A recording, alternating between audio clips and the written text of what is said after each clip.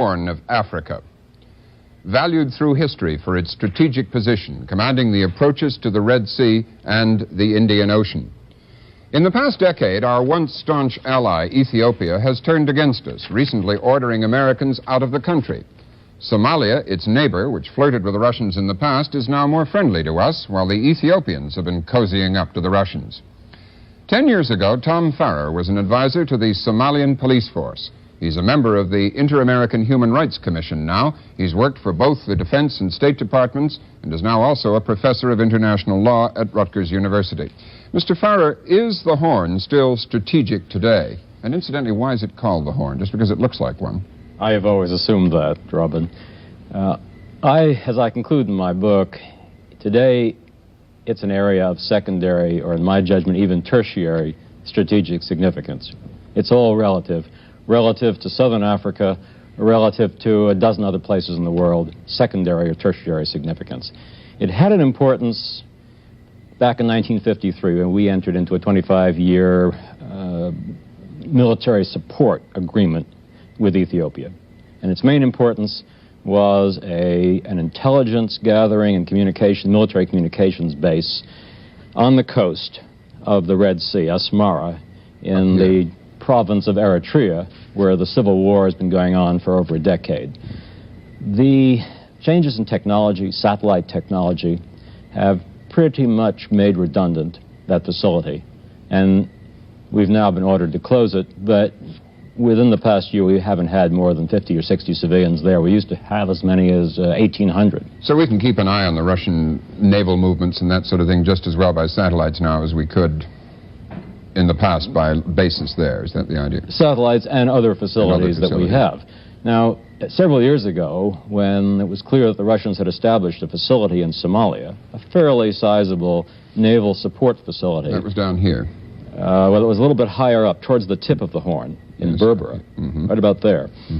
A number of national news magazines and the Defense Department indicated great concern about the area. And I remember C.L. Sulzberger in the Times saying that the Soviets now dominated the entrance to the Red Sea and access to the Suez Canal because they're influential both across the strait there, Strait of Bab el-Mandeb in southern Yemen, or the PDRY as it's called, and had this facility in Somalia. And of course the question is, does that geography really make a difference, even assuming that you have facilities on both sides? I mean, one doesn't close off narrow bodies of water anymore by dragging chains across them. Does it make a difference? No, I don't think it makes a great deal of difference. Of course, today we begin to see political change in the area. The Somalis, you said that the Somalis are shifting in our direction. We think they're beginning to shift in our direction. It's quite clear that the Soviet Union is going to try to serve as a mediator between the Somalis and the Ethiopians, who are age-old enemies. I mean, the conflict on the Horn is basically a very indigenous kind of thing. It's millennial, in fact. What does the present situation there, and the Ethiopians kicking us out, say about the efficacy of U.S. policy towards that part of Africa at the moment? Well, one could argue that it's a good thing that the Ethiopians are kicking us out. Ethiopia is no longer of great value to us.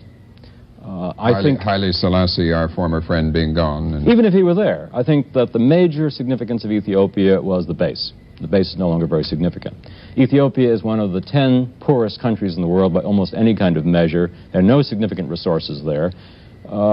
The present Ethiopian government is violating human rights on a massive scale. Which we've said, very pointedly. Which we have conceded a little grudgingly and belatedly, but it's true.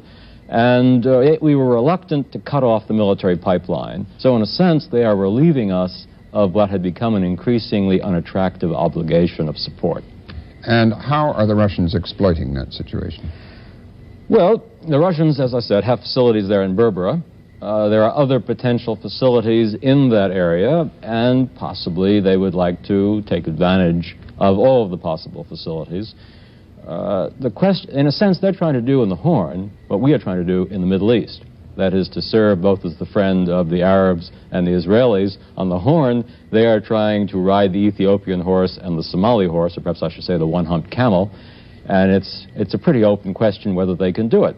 Because the principal interest of the Ethiopians, I think, in improving relations with the Soviet Union is to draw Soviet support away from the Somalis.